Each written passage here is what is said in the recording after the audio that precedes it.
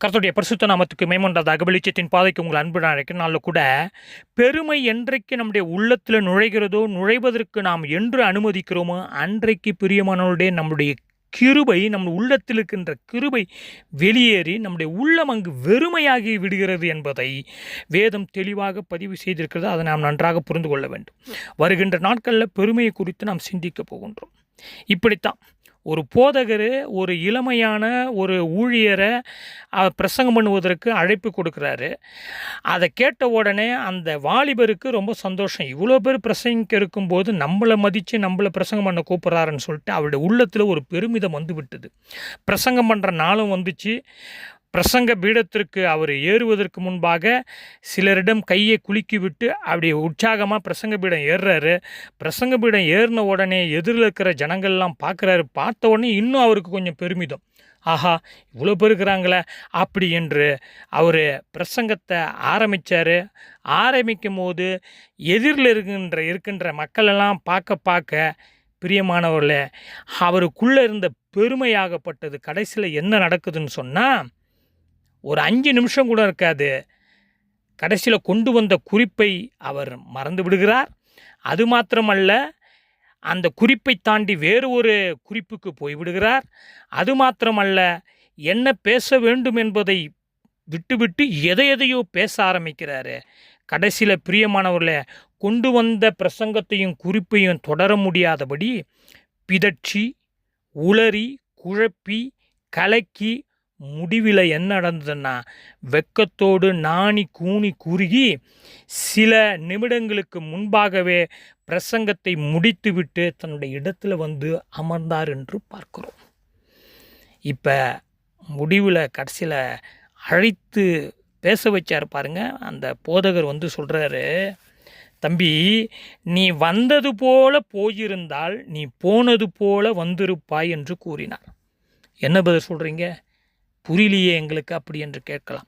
சிம்பிளாக சொல்கிறேனே, அதாவது தாழ்மையாக வர்றவங்க அந்த தாழ்மையோடு நம்ம போகிறோன்னு சொன்னால் அந்த நமக்குள்ளே இருக்கின்ற அந்த தாழ்மை நம்மளை தாழ்மையாக அழகாக கொண்டு வந்து நம்மளை அமர செய்துவிடும்.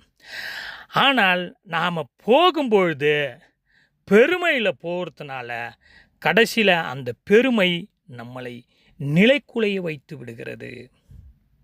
பிரியமானவர்கள, 3 மிக முக்கியமான குறிப்பு.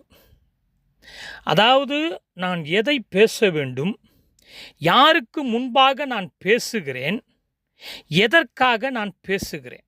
இந்த பிரசங்கத்தில் இந்த 3 குறிப்புகளை கவனிக்கணும். இதை இன்னொரு நாளைக்கு நான் ஒரு செய்தியாக கொண்டு வரேன்.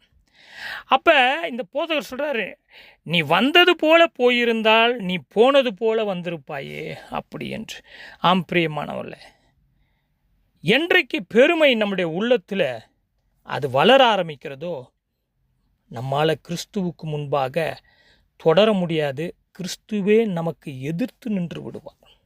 ஆனால் தான் பவுல் தெளிவாக சொல்லுகிறார், என்னை பலப்படுத்துகிற கிறிஸ்துவினாலே எல்லாவற்றையும். அப்போ என்னை பலப்படுத்துகிற கிறிஸ்து. அப்போ நமக்கு பலம் எங்கேருந்து வருகிறது? கிறிஸ்துவனிடத்திலிருந்து வருகிறது. அது நம்மிடத்தில் இல்லை. அப்போ ஏறும் பொழுது, செய்யும் பொழுது, நடக்கும் பொழுது, பார்க்கும் பொழுது, பேசும்பொழுது நம்மிடத்தில் அந்த தாழ்மை வெளிப்பட வேண்டியது மிகவும் அவசியமானது. தாழ்மைக்கு அர்த்தமே அகராதியை போய் தேட தேவையில்லை. அடிக்கடி நான் சொல்லுவேன், இயேசு கிறிஸ்து தான் முழுமையாக தாழ்மையினுடைய அர்த்தத்தை இயேசு கிறிஸ்துவனிடத்திலிருந்து நாம் கற்றுக்கொள்ளலாம், புரிந்து கொள்ளலாம். அப்போ கிறிஸ்து மேலே இருக்கின்ற அந்த நம்பிக்கை, அந்த விசுவாசம் பிரியமானவர்கள் நம்முடைய தாழ்மைக்கு நேராக நடத்த வேண்டும். ஆனால் இன்றைக்கு ஒரு பெரிய பரிதாபமான நிலை என்னன்னு சொன்னால், பிரசங்க பீடத்தில் ஏறுகிறவர்கள், ஏன் இந்த யூடியூப்பில் வருகிறவர்கள் தங்களை விளம்பரப்படுத்தி தங்களை சுய பிரஸ்தாபப்படுத்துவதற்காக பல மணி நேரங்களை, பல நிமிடங்களை எடுத்துக்கொள்கிறார்கள். ஆனால் முடிவில் பிரியமானவர்களே, ஆண்டவருடைய வார்த்தை, சத்தியம், தேவ வசனம் அங்கு விளம்பரப்படுத்தவில்லை, பிரஸ்தாபப்படுத்தவில்லை. ஆண்டவர் சொல்கிறாரு, எல்லாவற்றை காட்டிலும் தேவனுடைய வார்த்தையை தேவன் பிரஸ்தாபப்படுத்தியிருக்கிறார். அப்போ நம்முடைய பிரசங்க பீடத்தில் எவை வெளிப்படுகிறது? மக்களுக்கு முன்பாக எதை நாம் கொண்டு வருகிறோம், எதை பேசுகிறோம், மக்களை எதை பேசி சிந்திக்க வைக்கிறோம், செயல்பட வைக்கிறோம், அப்படி என்பதை நாம் சரியாக புரிந்து கொள்ள வேண்டும். பிரியமானவர்களே, நம்மளுடைய சொந்த அனுபவம் அல்ல, அனுபவத்தை உதாரணமாக பேசலாம். ஆனால் பல பகுதிகளில் என் நான் அப்படின்னு சொல்லி நம்மை குறித்தே பேசி கொண்டிருக்கிறோம், நாம் செய்ததை குறித்தே பேசி கொண்டிருக்கிறோம். ஆண்டவராக இயேசு கிறிஸ்து நம்மிடம் என்ன செய்ய சொன்னார் என்பதை பேச வேண்டியது அவசியம். ஆனால்தான் தீர்க்கதரிசி, அதாவது புதிய ஏற்பாட்டினுடைய தீர்க்கதரிசியாக யோவான் ஸ்நானகன் நீர் பெருக நான் சிறுக வேண்டும் அப்படி என்று அவருடைய ஊழிய பாதையை அங்கு ஆரம்பித்து வெற்றியாக முடித்தார்னு பார்க்குறோம்.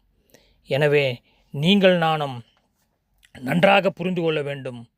இன்றைக்கு நம்முடைய பெருமை எங்கேயுமே எந்த இடத்துலையுமே காணப்படாதபடிக்கு எச்சரிக்கையாக இருக்கணும். அந்த பெருமையாகப்பட்டது நம்மை அழித்து விடும். பிரியமானவர்களே, அந்த பெருமையாகப்பட்டது மற்றவர்களை அற்பமாக எண்ண வைத்து விடும். அந்த பெருமையாகப்பட்டது கடைசியில் என்ன செய்துவிடும் என்றால், கடவுள் இருக்க வேண்டிய இடத்துல நாம் போய் அங்கு அமருவதற்கு நம்ம என்ன செய்வோங்க, தேடுவோம், பிடித்து விடுவோம்.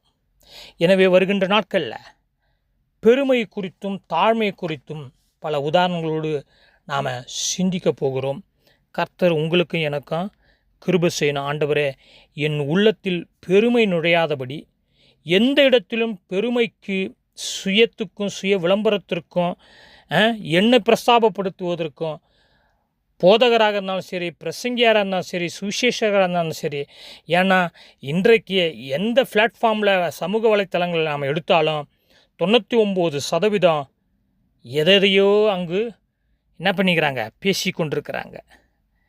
அப்படி பேசிக்கொண்டே நீங்கள் போவீர்களானால் ஒரு காலம் வரும், வெட்கி நாணி கூனி குறுகி போய் விடுவோம். பிரியமானவர்களே, நாம் எனவே கர்த்தருக்கு கொடுக்க வேண்டிய மகிமையை நம்முடைய வாழ்க்கையின் செயல்கள் மூலமாகவும் வேத வசனத்தின் மூலமாகவும் நாம் உறுதிப்படுத்தி சாட்சியாக இருக்க கர்த்தர் கிருபை செய்வாராக. ஜெபம் செய்வோம். எங்கள் அதிகமாக நேசிக்கிற பரலோக பிதாவே, ஆண்டவரே, பிரசங்க பீடத்தில் ஏறுவதற்கு முன்பாகவும் ஏறின பிறகும் எங்களுடைய வாழ்க்கையில், அந்தரங்கத்தில், எங்களுடைய தனிப்பட்ட வாழ்க்கையில், வேலை வாழ்க்கையில், சபை வாழ்க்கையில், குடும்ப வாழ்க்கையில், நண்பர்களோடு இருக்க ஆண்டவரே நாங்கள் பழகுகின்ற எல்லா சூழ்நிலைகளுமே நாங்கள் தாழ்மை வெளிப்படுத்த ஒருபோதும் ஆண்டவரே எங்களுடைய உள்ளத்திலும் சிந்தையிலும் பெருமை, மேட்டிமை இடம் பிடித்து விடாதபடி, மேற்கொள்ளாதபடி, அதன் மூலம் எங்களுக்கு இருக்கின்ற அந்த கிருபையை நாங்கள் வெறுமையாக்கி விடாதபடி கவனமாக இருக்க, உமக்கு சாட்சியாக இருக்க எங்களுக்கு கிருபை செய்வீராக.